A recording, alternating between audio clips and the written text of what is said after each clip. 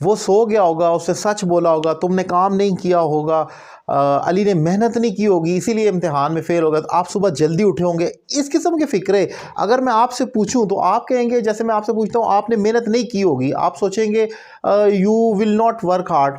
ऐसा नहीं होगा। इस किस्म के फ़िक्रे जब आप कहते हैं जिनके आखिर में या होगा, या होगी, या होंगे जैसे अल्फाज आते हैं, ये माजी की पेशन गोई शो करते हैं। अब सवाल ये पैदा होता है कि पेशन गोई, और वो भी माजी की पेशन गोई तो होती नहीं है, वो तो फ्यूचर के वो तो आप पास्ट के बारे में तो नहीं कर सकते, वो तो आप आने वाले वक्त के बारे में पेशन गोई करते हैं, कल क्या होगा, मौसम की पेशन गोई होती है, हालात की फ्यूचर में होती है। लेकिन नहीं, माजी में गुजरा हुआ वक्त उसकी पेशन गोई भी हो सकती है। फॉर एग्जाम्पल, अगर मैं आपसे पूछूं, आप सुबह जल्दी उठे होंगे, आपने सहरी की होगी, आपने रोज़ा रखा होगा, आपने एक्सरसाइज की होगी, ये सारे फिक्रे, अब मुझे नहीं पता, मैं गुज़िश्ता कल या गुज़िश्ता रात या उससे पिछली रात की बात कर रहा हूँ और एक पेशन गोई कर रहा हूँ मुसलसल। इस किस्म की सिचुएशन जब माजी की पेशन गोई की जाए, किया होगा, दिया होगा, लिया होगा, वहां पर हम मॉडल वर्ब इस्तेमाल करते हैं माइट हैव। माइट हैव का इस्तेमाल किया जाता है, इंपॉर्टेंट मॉडल वर्ब है जिसको मैं डिफाइन करने लगा हूं।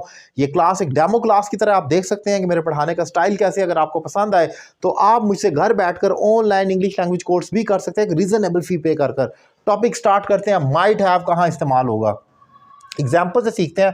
आपने झूठ बोला होगा इसीलिए वो आपसे बात नहीं कर रहा, मैंने जस्ट एक फिक्रा लिखा, आगे आप कुछ भी ऐड कर सकते हैं। आपने झूठ बोला होगा इसीलिए वो आपसे नाराज़ है, आपने झूठ बोला होगा इसीलिए वो वहां से चला गया। अब आपने झूठ बोला होगा तो मैं कहूँगा यू माइट हैव लाइड। अब मुझे डाउट है इसमें कि भाई आपने शायद झूठ बोला होगा। अगर मैं यकीन से कह रहा हूँ, गुस्से से कह रहा हूँ, मैं कहता हूँ आपने झूठ बोला होगा, तो मैं इसी माइट को मस्ट कर दूंगा, यू मस्ट हैव लाइड।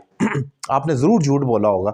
सो आपने देखा, माइट हैव डाउट को शो करता है, किया होगा, वहां पर माइट हैव। लेकिन अगर मैं यकीन से आपने झूठ बोला होगा तो मस्ट हैव लाइड हो जाएगा। इसी तरीके से अगर मैं इसमें वर्ब ना हो, मैं कहूँ आपने अली को कॉल की, उसने कॉल नहीं उठाई, मेरा ख्याल है अली मसरूफ होगा। अब अली मसरूफ होगा या हुआ होगा तो मैं कहूँगा Ali might have been busy.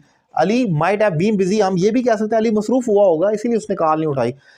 तो जब आपने माजी की पेशन गोई कर रही है, अभी मुझे नहीं पता कि अली मसरूफ था या नहीं है, लेकिन मैं वैसे ही कह रहा हूँ अली मसरूफ हुआ होगा उस वक्त इसीलिए उसने मेरी कॉल नहीं पिक की, तो मैं कहूँगा Ali might have been busy. ये बीन क्यों आया, क्योंकि ये बिजी एक एडजेक्टिव है, इसके साथ कोई वर्ब तो है कोई नहीं है जो, तो हम जिसके साथ थर्ड फॉर्म करें तो हम माइट हैव के साथ बी की थर्ड फॉर्म बीन लगा देंगे। सो आज का जो टॉपिक बहुत इंपॉर्टेंट मैंने डिफाइन किया वो ये है, माइट हैव या मस्ट हैव सेम ही होता है। अगर डाउट है तो माइट हैव, यकीन है तो मस्ट हैव। माजी की पेशन गोई अगर आपने करनी है, किया होगा, आपने किया होगा, वो गया होगा, वो सोया होगा, वो रोया होगा, इस किस्म के फिक्रे जब आपने बोलने हैं तो माइट हैव लगाना है। एक एग्जांपल आपके लिए छोड़कर जा रहा हूं, उसने इम्तिहान में मेहनत नहीं की होगी इसीलिए वो फेल हो गया। उसने इम्तिहान में मेहनत नहीं की होगी, इसकी क्या इंग्लिश होगी कमेंट बॉक्स में लिख दें ताकि आइडिया हो आपका कंसेप्ट क्लियर हुआ है कि नहीं। और अगर आप ऑनलाइन क्लास लेना चाहें तो नंबर आपके सामने स्क्रीन पर मौजूद है। Thank you very much.